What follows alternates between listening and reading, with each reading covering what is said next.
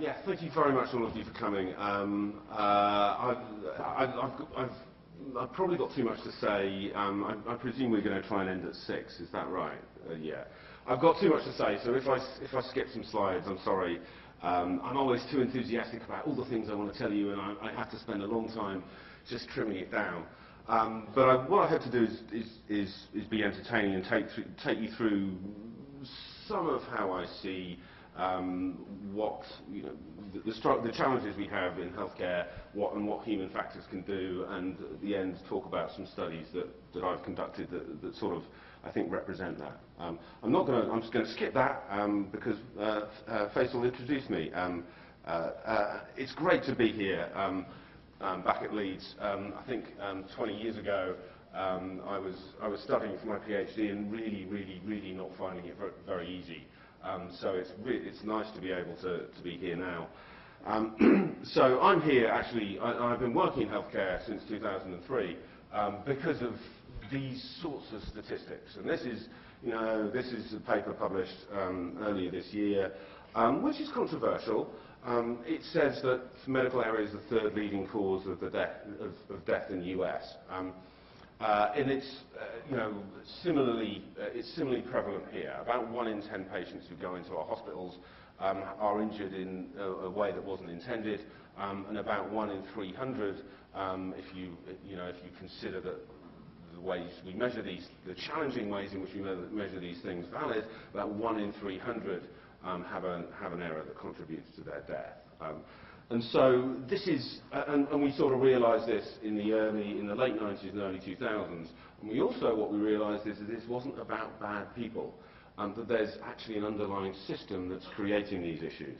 And from the sort of from the medical accidents, from the industrial accidents, things like nuclear accidents, Chernobyl and 3 Mile Island, aviation accidents like Tenerife and Kegworth. And also accidents like the space shuttle, we actually realise that there's a whole string of things that go on when things go wrong. But mostly our systems work not because it's the systems that are great, because they're not. All our systems actually don't work very well because they're designed by us. They're imperfect. And what we do is try and fit these imperfect systems or what we consider to be perfect systems to an imperfect world. And human beings actually spend a lot of time stopping the problems in the system creating bigger problems that lead to accidents and death. So this is what's called the Swiss cheese model, where you have layers in a system that have holes in, and they let errors sort of cascade through. And it's the people at the end of those cascades who spent a significant proportion of their time stopping those things affecting the outcome. So in the case of healthcare, affecting the patient. And so it's only when things go wrong and all those holes line up that we actually recognise, well, hold on, this was a big accident. And our tendency is to blame the human for not preventing the error when we set them up for failure all the time and all the time. And I'm going to go through some examples of that. So what we get from this sort of understanding, this way of looking at safety in systems, from analyses of these different accidents, is that humans are a fundamental component of any system. You can't get rid of them. So when we talk about designing out human error, you can change human error, but you can't take humans out of the system, nor can you often design out the errors themselves. Humans are able to uniquely function in uncertainty. So you can't program a machine to operate outside its known parameters, or to effectively operate outside its own parameters. Whereas human beings are doing this all the time, and that's what makes our systems work. And so they create safety in complex systems, whereas complex systems are inherently unsafe. There's actually nothing less safe than taking a knife to somebody's skin and opening them up. But what we're doing there is we're trying to, what we're trying to do when we do surgery is we're trying to trade safety for actually, or short-term safety for longer term benefits. It's not safe, you know, me flying, it's less safe me flying over from the US to come and talk to you here than it would be if I didn't take that flight. So systems are inherently unsafe. They always function at the limits of their capacity. So if we make something faster, easier, safer, quicker, cheaper to do, then we're always going to be looking for the next opportunity to make something even faster, even safer, even quicker.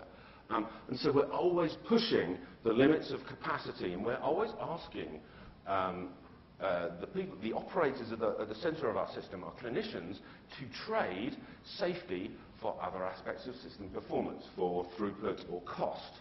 That we could have, you know, the way to have a 100% safe healthcare system. Anyone want to tell me what the way to have a home? Yeah, you lock the doors of the hospital. And so by accepting a higher level of risk, we're actually saying we're going to take a higher level of risk to try and treat as many patients as we can. So however you look at it, people are set up to make mistakes. And what we've got to understand is, well, what are the situations in which those mistakes are more likely? You know, what can we do about reducing those opportunities? What can we do about helping people identify the mistakes when they happen and correct them? So here's some examples of those sorts of things. This isn't the work of one person. It can't be the work of one person. So, you know, a number of people were involved in this. Again, this isn't just, you know, and this is my, you know, the clinically related one. This is a revision right knee surgery, marked appropriately as we're trained to do, but marked on the wrong leg. Okay. Before we go any further, so that we're clear that I can make you make an error, I need you all to stand up. Can you stand? I hope you can do this within the lecture theatre. Okay. So what I need you to do, this works if you're right-handed. If you're left-handed, do a mirror reflection. So what you do is you stand on your left leg if you're right-handed, and you rotate your right leg clockwise in the air like this. And then you try and draw a 6 in the air at the same time. If you're left-handed, you do the same thing. Okay. So you will find that very difficult to do. So sit down. So if we were to design, so one of the issues with human factors is about understanding mismatches between what we ask people to do within our system and what the brain can do for us. So if we were to design, I don't know why you design a system that required you to do this, but if you did design a system that required somebody to do that for a particular operation, it would not work. You would have set that person up for failure. Now, all our clinical systems and all our, you know, in fact, most systems are set up to do this. Anyone want to know how you can get somebody to leave their card in a cash machine? Anyone ever left their card in a cash machine? Want to tell me what? Give the money first. That's right. If you give the money first, then people say, thank you, I've got the money, that's my goal, that's what I was here to do. Thank you, I'm going to go. And I will leave my card in the machine. It's very, very simple to change the order in which that code happens, where you give the card back before you give cash. And the amount of time and effort that it takes everyone, if you do leave your card in the machine, I still don't understand why we don't do that universally. And the last time I left my card in the machine was precisely for this reason, and I think the time before. So clinical human factors is about understanding the relationship between people at the centre of the system and the things they do, the technologies they use to do it with, the environment in which they work, and the organisation in which they work for, because all of these things are influencing us all the time. And so this is really about saying, if we were to design that there are two ways to think about how we can design a system. One is we'll just design our system, and then we'll ask people to do, you know, to do whatever it is to operate the system. Or we can say, right, let's actually think about what we want people to do and design the system around them. And the argument within human factors that I would make very vociferously is that latter, fitting the the clinical system to the person is the right way to do it. If you want to change, I mean, changing clinical systems is very difficult. If you want to change humans, that involves changing evolution, which is, I would suggest, a much more challenging sort of thing to do. So this is the sorts of tragic things that happen when these things go wrong.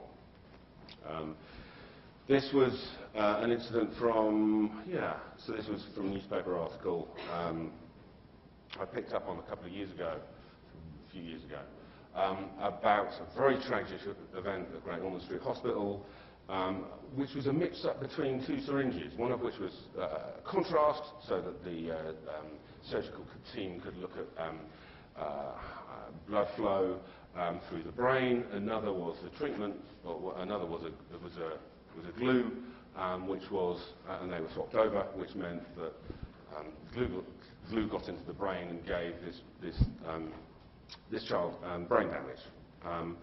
So this was a simple swap of syringes.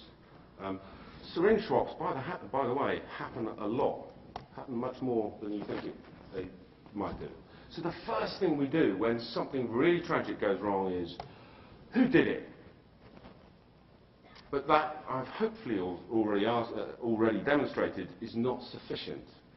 Then we tend to say, well, there's a sequence of errors. This thing led to this thing, led to this thing, led to this thing. And then we say, oh, why did this happen? And if only they'd done this. This is what they should have done. Now, all of these ways of looking at medical accidents are what we would naturally do, but I would contend that all of them are not actually the right way to look at things. They can maybe be helpful, but all of these are subject to hindsight bias. In other words, now we know something terrible has happened, let's look back and see what happened. It doesn't help us to understand how to predict what might go wrong in the future. I'm going to come back to that in a minute. So this is the sort of thing that you get when you take this particular approach. If the syringes had been marked up so that the hospital could see which contained glue and which contained dye, then Maisha would not have suffered what is an utterly devastating brain injury. Such easily avoidable mistakes should not happen. I think that that's not quite as accurate, because I was in this operating room, this hospital, working with this team about 18 months before. My work is really about, involves a lot of direct observation, a lot of hanging around in operating rooms, seeing what people every day have to put up with. Because when we do analyses like that, what happened and why did it happen, we don't often work within what we really know is going on. We work to an idealized version of it. So in this operation 18 months before, with the same team, this was a VP shunt, which is essentially a tube to relieve pressure in the head that's passed under the skin and down into the stomach to drain. And in this particular operation, there would normally be 2 people at the operating table, a scrub nurse and a surgeon. In this one, there were 4, because there was a trainee scrub nurse, so a normal scrub nurse, a trainee scrub nurse, the consultant surgeon, and a senior advisor. So there were 4 people at the table, when usually there would be 2. Next, as often happens in operating rooms, equipment doesn't always work. And in fact, if you look at the study, the hundreds or several hundred studies I've done of looking at what goes wrong in operating rooms, every single operation has some form of equipment that's not working today for some reason. In this case, it was particularly a cranial drill, which was pneumatic, and so run by compressed air, and somebody had clamped it to the drapes, which had occluded the hose. And lots of time was spent taking this thing apart, trying to work out what had gone wrong. Eventually the team worked out what had gone wrong. Unfortunately, what this meant was that this was already sort of creating an environment that was distracting, was a little bit confusing for people. At the same time, the surgical team were working in a part of the hospital that they weren't used to, and they didn't have the right equipment for the patient that they would have liked. Now, they can make do, which is something we're very, very good at in healthcare. But again, what this is doing is eroding all our spare capacity to think about what's going to happen next. If you like, it's like, you've just got a rental car, and you don't know where you are. You're driving on the wrong side of the road, and it's just started to rain. Okay, so, and this is the key, I think, to understanding what happened next. The inexperienced and overloaded scrub nurse one of the surgeons asked for a saline. The inexperienced and overloaded scrub nurse, trying to attend to the needs of two surgeons at once, handed a syringe of previously used anaesthetic, Chirocane. Now, I'm not a clinical expert. I believe that if Chirocane comes into contact with the central nervous system, that's catastrophic. And when we're doing a surgery that does involve direct access to the central nervous system, that starts to make you nervous, which is why this became a noteworthy event for me. However, at that point, the experienced scrub tech says, no, stop doing that. Don't do that. That's a syringe of Chirocane. That's not a syringe of saline. And the problem was resolved. So, 18 months before the desperately tragic events that I talked about earlier, there had been a not dissimilar event in this operating room with these people. And so I would say this isn't just a labelling problem at all. That any time you rely on a single point of defence, in other words, a label, that's likely to fail. You've got to have multiple ways to prevent accidents. But causation is not linear. When we look back, it looks like there was a chain of events. But actually looking forward, we've got lots of different unrelated things happening all the time. There had been a previous near miss that they hadn't learned from. There was equipment availability and reliability problems. There were distractors, there were leadership problems, there were team and experience issues. They didn't do checklist timeouts, briefings and teamwork training. And particularly this team who we were actually working with, trying to get them to use checklists and think about teamwork, had such poor perceptions of management. They said, if you can't provide us with the right equipment, then we don't feel that this is going to help us, that the teamwork training is going to help us when we can't have the right equipment. So the point here being is to label it only, to call this event only a labelling error is to miss all sorts of complexity about system safety and what's going on. And really, so this is where we get onto a central idea that I think is really important. It's the difference between work as imagined and work as done. What we think should happen versus what really happens. And when we look back, what we tend to say is, well, they should have done this because this is what we think should happen. It actually often bears little relationship to what really happens every day. So in human factors, this is becoming known as the difference between work as imagined and work as done. Work as imagined, saying, right, if you ask somebody, right, how do you get to, how would you drive to Harrogate? And they'd say, well, I get the ring road and then I take the A something.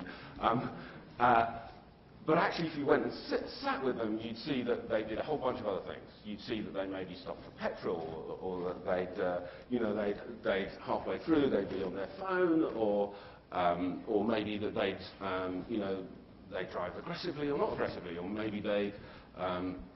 So the point here is that the world is much more complex than we think it is. So this is work as imagined versus work as done. This is work as imagined. No operating room ever looks like this. This is an artist's or an architect's or a technologist's impression of an operating room.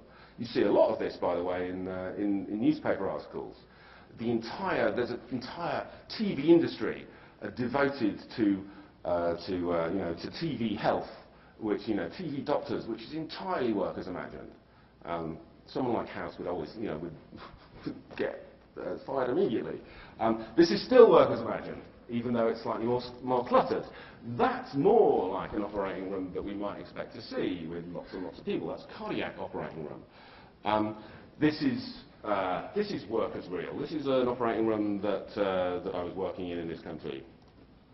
This is another operating room with all sorts of junk. This is an operating room that's so small that this £1 million device here, I think it's a $1 million device here, almost couldn't get manoeuvred into the operating room, and somebody has to literally get on the floor and drag the power lines up over it or under it. Now, anyone who's been in an operating room will be familiar with, for example, how many power cords are all over the place and how they get in the way. And so what all this does is say, actually, the world is a lot messier and dirtier than we think it is when we think about what people should be doing. And when they're not doing what we think they should be doing, actually, why don't we find out why they're not doing that? Why do you not stick to the speed limit? Why do you not stick to the speed limit, which is a rule, but actually, don't ever go through a red light? One reason for that is the perception of risk that we know that it's not just about adhering to rules.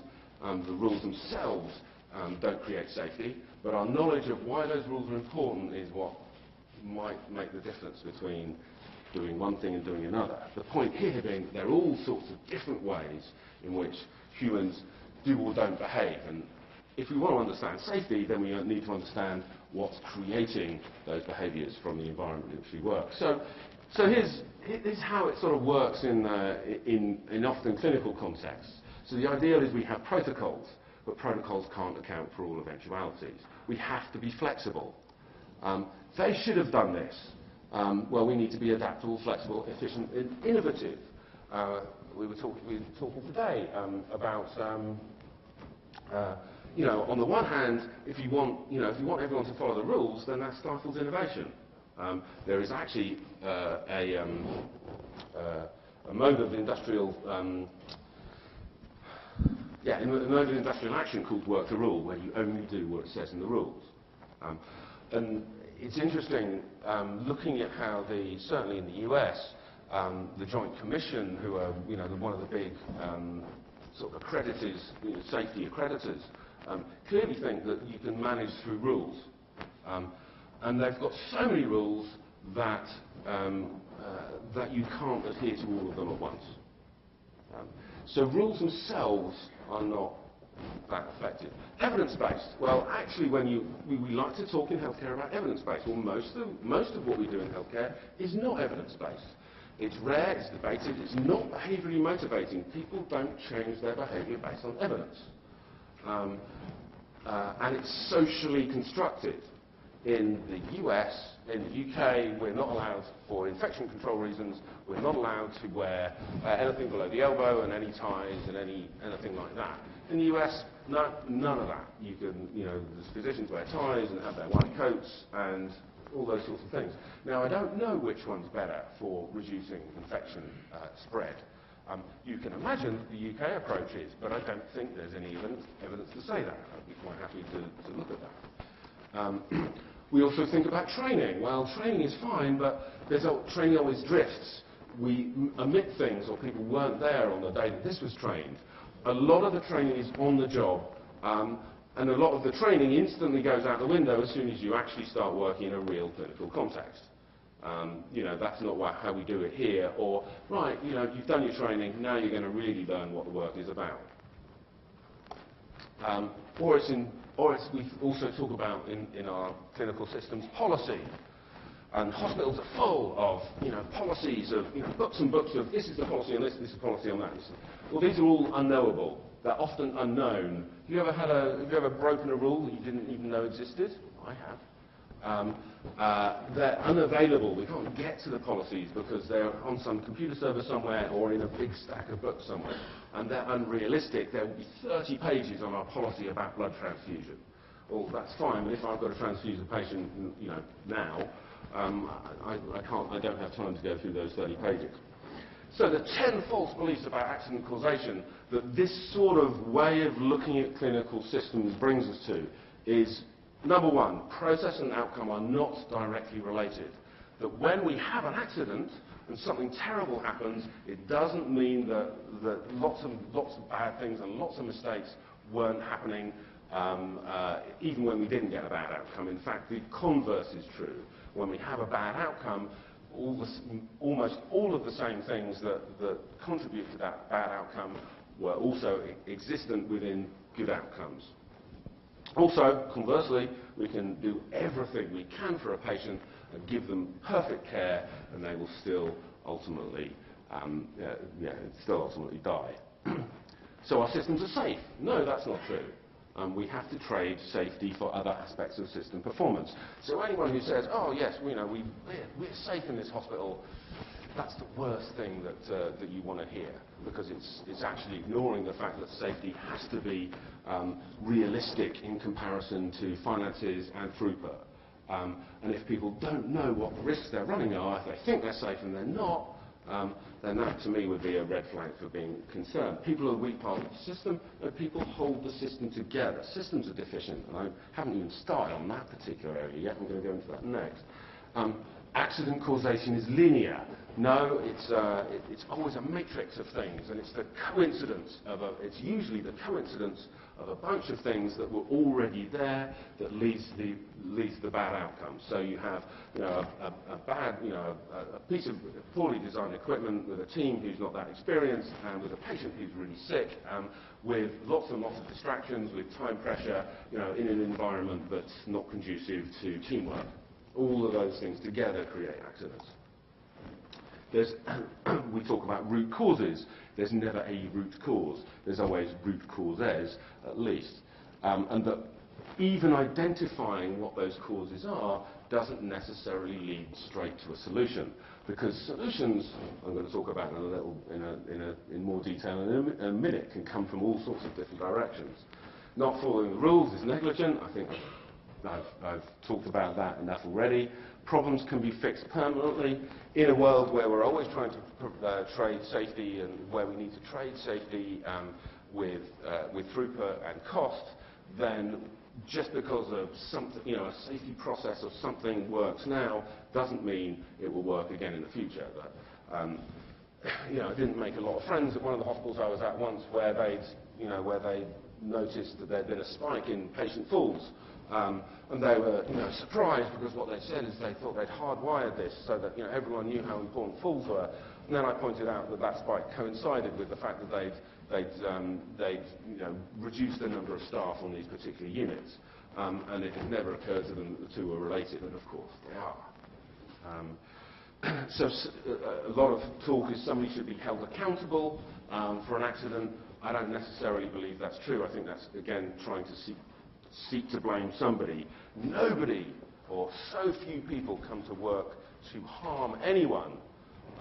But saying that, oh well, this, somehow if we hold people accountable, then justice will be done, or that if we make people accountable, they'll somehow be able to avoid these tragic mistakes, that's workers' imagined, not workers' performed. And safety is not the priority that governs all decisions, because we've got to find ways of being safe as well as being cheap, or at least cost effective, as well as getting our patients treating as many patients as we can who need it. So instead, the good thing to ask is, why did this seem reasonable at the time? If you're standing here before this error happens, why did why did the decisions that led to this particular catastrophic event seem like they were the right things at the time? Rather than saying, oh, these people should have done this, understand why they didn't do that and why they did something else. Because if you understand that, then you have an opportunity to prevent things before they happen. Saying should, oh, they should have done this, only makes you feel better after it's happened. It probably isn't going to help you in the future. So this is the difference in human factors that we talk about between safety 1, which was looking back to see these events, and safety 2, which is saying, right, how do we understand what's going on in the heads of people when in everyday work, and in comparison to these periods where we have really bad things go wrong. So this is what we call reconstruction of the mindset. We can get into people's brains and understand why they make the decisions that they make. Then we have an opportunity to stop these things happening. That's Jim Reason, who is the sort of number one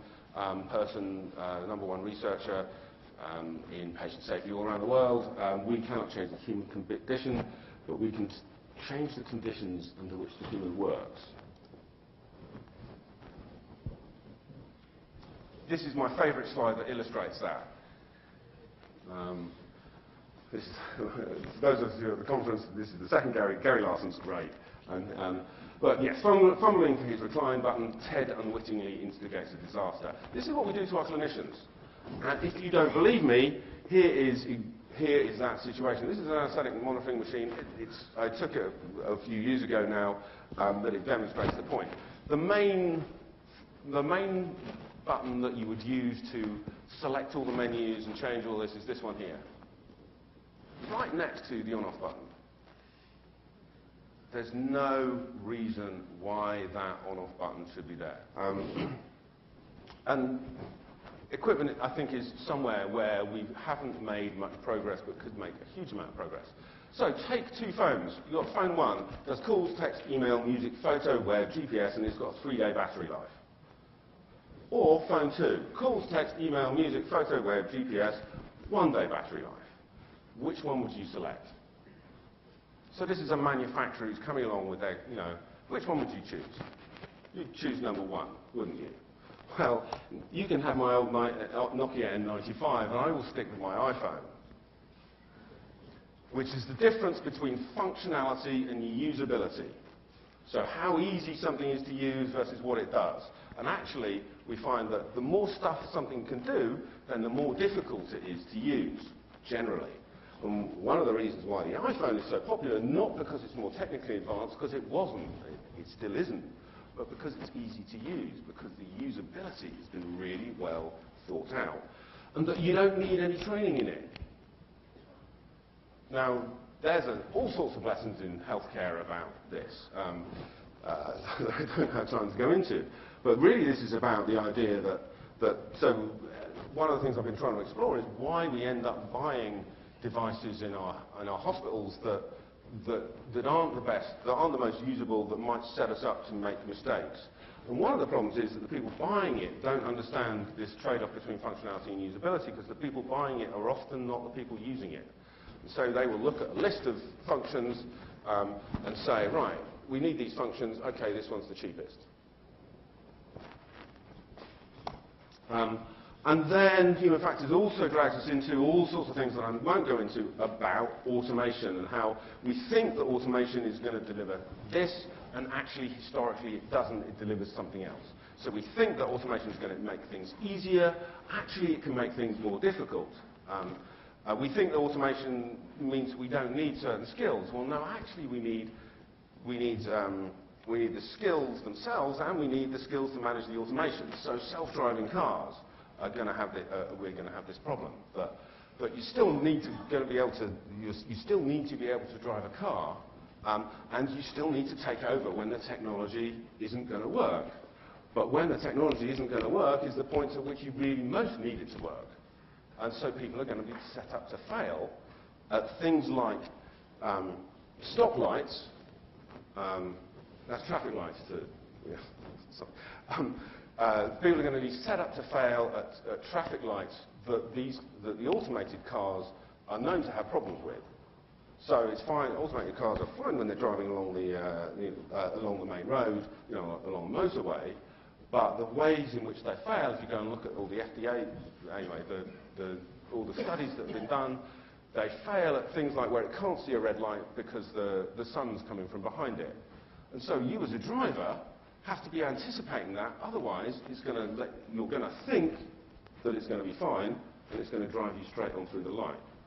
So actually automation has all sorts of risks associated with it, and if we don't think about what they are, we don't learn from what we know from all sorts of other industries, then we're going to fall into the same traps that everyone else has, is that we see technology as being a universal panacea. Technology is only good if it can help the clinicians do their job. And we sometimes miss that. Checklists are another thing. Checklists have been a really, really big, popular thing in healthcare. They, under the right situations, can be incredibly useful. However, they are not a new idea. This is a checklist for anaesthetic equipment, 2004. This is how this checklist was used in the operating room that I was in. It was on a little cable tie here, behind the suction, so it was absolutely inaccessible. It was very clear that this checklist from 2004 was never used. This is a checklist from a crash cart that's supposed to have, and yes, you can see that it wasn't really seen as being very important, and was supposed to be what were the checks that were run through to make sure that the right items were on the crash cart. In fact, about 18 months after I took this photo, there was an email came around from the medical director saying, well, we've had all these incidents on our crash calls where the right things haven't been available on the cart. Maybe there was a sign here that this wasn't being treated with the importance that it should have done. And indeed, if we look at the difference between checklists in aviation, where these ideas have most recently come from, and checklists in surgery, there's actually some profound differences. This is from an A319. Landing gear up, flaps up, ECAM memo checked. Have all the team members introduce themselves by name and role. How much blood is anticipated? Are there any specific equipment requirements or special investigations? So when you look at the design of the checklist, they're substantially different. So when we think about the difference between why pilots in aviation use a checklist and pilots in and clinicians don't, again we're in this space of work as imagined versus work as done. So work as imagined, and you see this within checklist literature. There can be a simple piece of paper that can be implemented easily, is cost-effective, that should be followed and signed by everyone. And it's only a lack of professionalism, a culture of safety that are causes of non-compliance.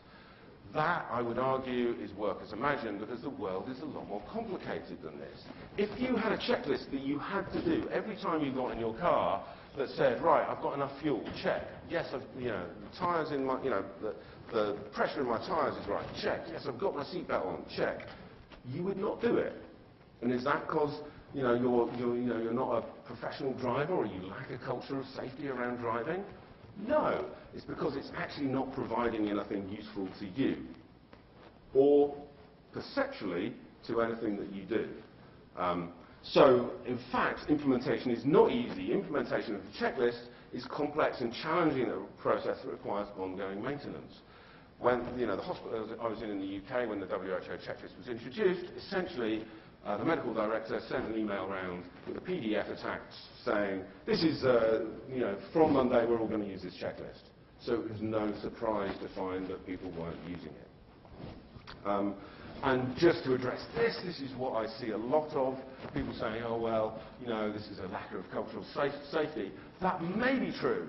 It may be true, but non-compliance may be because of inappropriate designs, use cases, implementation, training, perceived utility, threats to professional identity, autonomy or expertise, power play by managers. A lot of this is about a manager saying, I need to control my staff, rather than actually listening to the staff, the problems that the staff have about the problems that, about their working environment.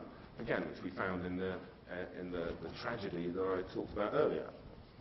So these things are always quite a lot more complicated than, or I argue that if we need to understand work as done, we need to understand why people do what they do, not say people should be doing this. I can't, throw our hands up and say, oh, well, they must be bad people if they're not. Similarly, this is the sort of simple narrative reflected more in technology. I did several pieces of work with technologists in California, one of which had a great elevator pitch. He had this new, better thing that was going to lead to, better care here, and that, and this was going to lead to much better outcomes, and cardiac patients were going to be out of the out of the hospital much quicker, and all it needed was a nurse to check it every 15 minutes. And I said, well, you need to go back and redesign your device because there's nothing a nurse does every 15 minutes. And he talked to surgeons, and they said, yeah, this is a great idea. He hadn't talked to nurses, he hadn't actually seen what they do. So this is, again, working in the world as imagined, and I have other stories about this too. The thing must be usable, must be used appropriately, it must be reliable, it must fit into normal workflow. It must be accessibly understandable, informed decision-making, lead to a change in behavior, that leads to better performance. And so all of these things actually end up being, that this is why we get into, why we have such different experiences between technology that's implemented and what really, what the outcomes end up being. Okay, how am I doing for time? So this is my this is my path through all of this, of thinking about how we can not only understand, but also take the things that we can learn and apply them to try and make improvements within healthcare. Because it's one thing to say, well, this is the problem, it's a very different thing to actually try and fix it. And so these are the interventions that I've been involved in that have all been different attempts to try and improve things and measure those improvements within clinical environments. Sorry. So the common themes are understanding work is done, defining the problems before we start. When we're thinking about improving things, making sure that we really understand what the problem is before we go out and try and fix it. I sit in a lot of meetings where I have to say, hold on, before we leap to solutions, let's actually look at what the problem is. Most successful interventions, most successful attempts to address this, because it's a systems issue, because we're looking at not just people, but what they do it with, the environment in which they're working, the organisation that they're working for, rather than having one way to intervene, that actually immediately gives us 5. And so most successful interventions, I think, are a combination of a bunch of things. If you look at the checklist narrative, actually you will see that what the checklist is doing is not the things on the checklist necessarily, but it's improving teamwork. And even Natalie Blandy says that. Well, that's why maybe a checklist isn't the only way to do that. So this is some really powerful data about the value of teamwork and teamwork training. One of the ideas that's come from aviation is that maybe we can train in decision making and teamwork and social skills that might help resolve some of the team and communication issues that we have in healthcare. Healthcare is the figure that communication is usually cited as contributing to about 80% of medical errors. I think that's misleading for a number of reasons, not least of which is that clinicians spend the vast majority of their time communicating. But the idea here is that teamwork can help us improve, teamwork training can help us improve our performance and our outcomes. And you can see how this is the case, that teamwork is not taught, teamwork skills are not taught generally within nursing or medicine, and yet it's the thing that we as clinicians do most of. We work in teams all the time. Actually, clinicians are often amazing at teamwork, but they're not trained in it. So maybe if we trained in it, it could be successful. And this demonstrates that actually, and this is, I think, the nicest study of this, that this is true. We've got a meta-analysis of that. This is a really, really nice paper that summarises 400 of these around cardiac surgery. So we've really been able in the last 10 or 15 years to develop a really good evidence base around the value of teamwork training and what we know and what we don't know about it. And this is the most recent one, which is a meta-analysis of team training in healthcare. However, teams also, it's not just about training, it's about structuring. And this came from a study that I did about trying to look at how pit crews worked and translate that into how we could transfer sick babies from surgery to intensive care. And so, as well as having team skills, you need to think about leadership, involvement, having the structure to it with briefings and huddles, opportunities to get together as a team, structure ourselves as a team, behave as a team. Yes, checklists can help that. Thinking about who does what and in what order. All of these things are available to us as ways in which to design our teamwork or team intervention. It's a sort of shame that all we do is really focus on skills when we don't necessarily give the time and place for which team, to allow teams to form and function. But we're working on this. It's just difficult to do. This is actually looks at the relationship between teams and processes. Really, and I'm going to skip through this. Really, what this says is if you've got not a really well recognised process, which is this one, but you have a good team, things will work fine. But if you've got a bad team, things will work really badly. If you've got a well understood process, then even if you've got a bad team, they'll still perform okay, but they can really perform much better if you've got both. So building up the tasks, the processes, the checklists that people use with the team skills that they have, actually combining those two is going to be much more powerful than any one alone. And indeed, this is because there's an interaction between technology and teamwork. This here is a cardiac operation, and the key teamwork here is between the surgeon, the perfusionist, and who runs the heart-lung machine, and the anaesthetist. Here, this is an orthopedic operation where the key person is the scrub nurse. If the scrub nurse doesn't know how to use all the jigs and bits and drills and things that you need for an orthopedic to do a knee replacement, then it doesn't matter how good the surgeon is, that the operation is going to be slow and fraught. And in fact, I've seen a really experienced scrub nurse who will basically guide the surgeon in doing that. In robotic surgery, what we've got now is a really interesting situation where the surgeon is no longer at the operating table. And so there's no shared view of, or less of a shared view of what's going on, and communication between them can be more challenging. And this is that data. This is from observations where we find that the communication problems in robotic surgery are actually a lot about the surgeon has his head in this surgical console, and he says, can you change this? And nobody hears him. So him or her, and so then he or she has to take their head out of away from the surgical field and shout over and say, can you do this? And the problem will be resolved. But the point here is that the technology is changing the nature of the teamwork. These things aren't interdependent. And same with image-guided surgery.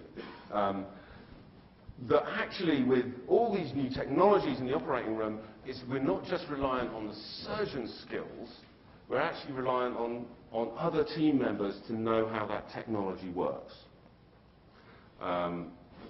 So it's changing the nature of, technology doesn't just change the surgical skills, it changes the required skills for the rest of the team. So this is a project we did trying to think about how we could improve the workspace. So moving up beyond teamwork, beyond technology, how workspace can contribute to better performance. This was a very simple rearrangement of the drugs in the drugs cupboard so it was much clearer. And this is, I think, one of the most rewarding things I've ever had.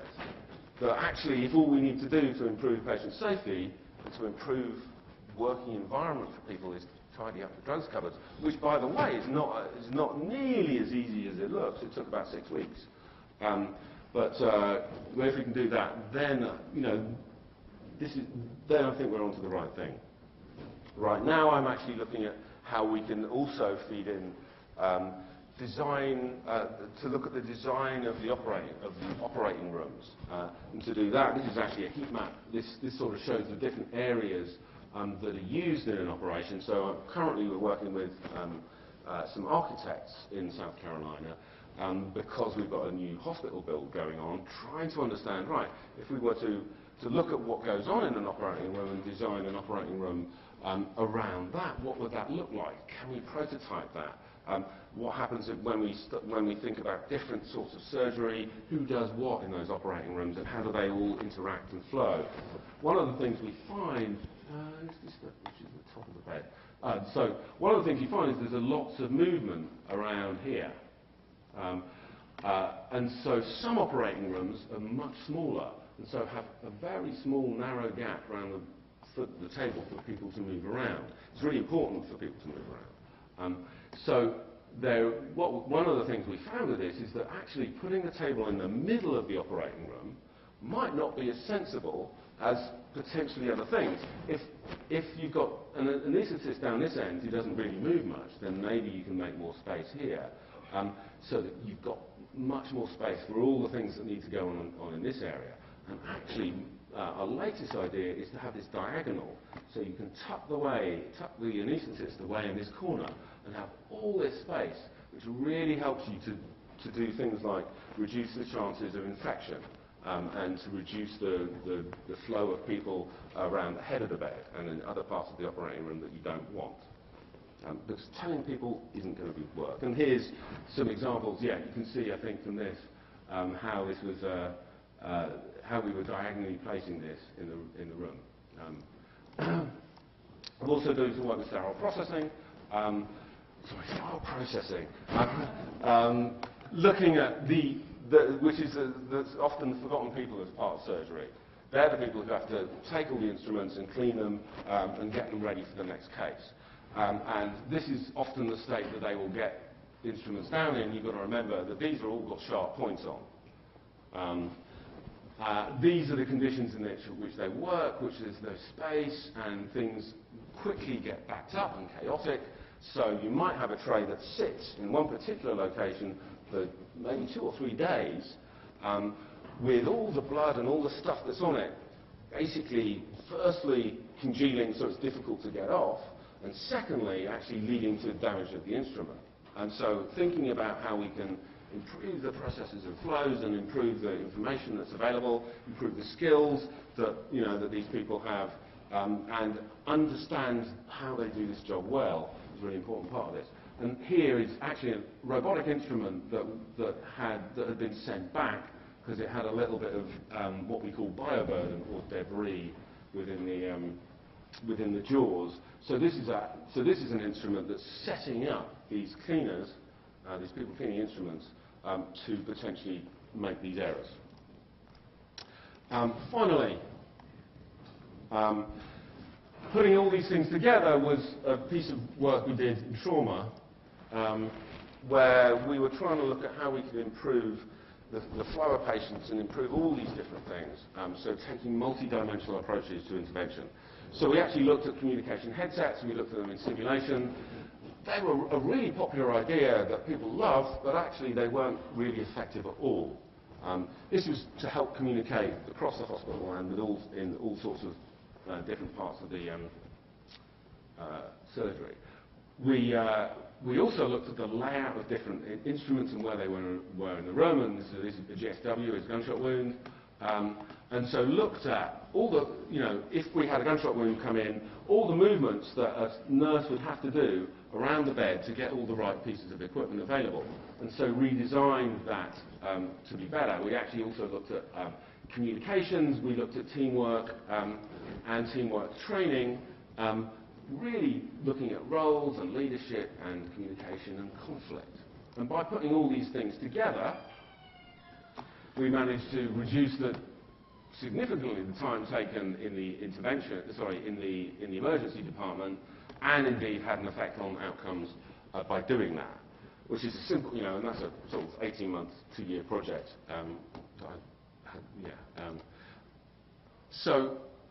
And the final piece of this I'm working on now is how we can distribute information to trauma teams.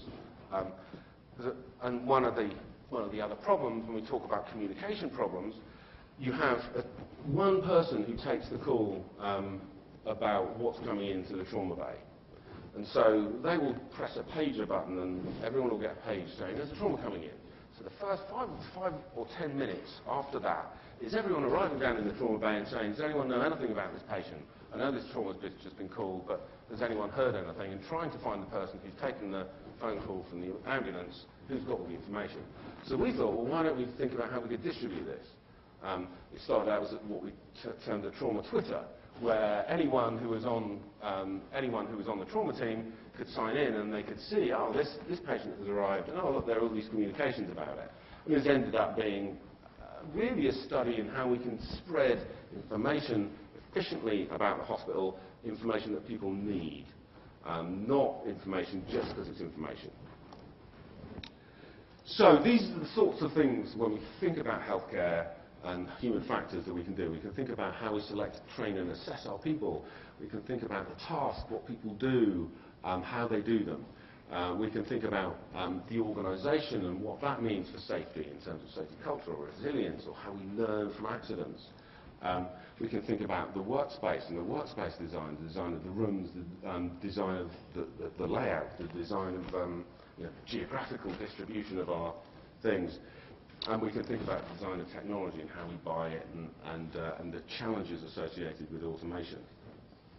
So this has been a sort of shotgun effect, trying to give you an idea of all the things that I think when we think about safety, we can think about. We can think about these things much more. But number one, this is complex, and don't pretend it isn't.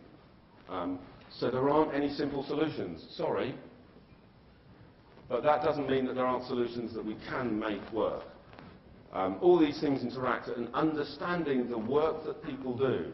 So if any of you are involved in the sort of development of research in this area, go and see what people do. If you don't go and see what people do, you're missing out on all sorts of things that are really important. That's why all of my research and all of my career has been spent at hospitals, not at universities. It so happens that some of the hospitals have had universities attached to them, which helps. But if I want to understand what's going wrong in an ICU, I can go to my ICU and say, hey, what's going wrong? This is a really important thing to understand if you want to do research in this area, if you want to improve things in this area. Provide structure for human activity. So rather than just focusing on the human and behavioural change, there are all sorts of ways in which you can achieve that by providing the right structure in which behaviour will work, the right behaviour will happen. We spend a lot of time trying to train people, or tell them to do something, or penalising them when they don't. Actually, there are all sorts of things that we can do to help get the performance that we want. We want to continuously learn, because there's not a lot of that.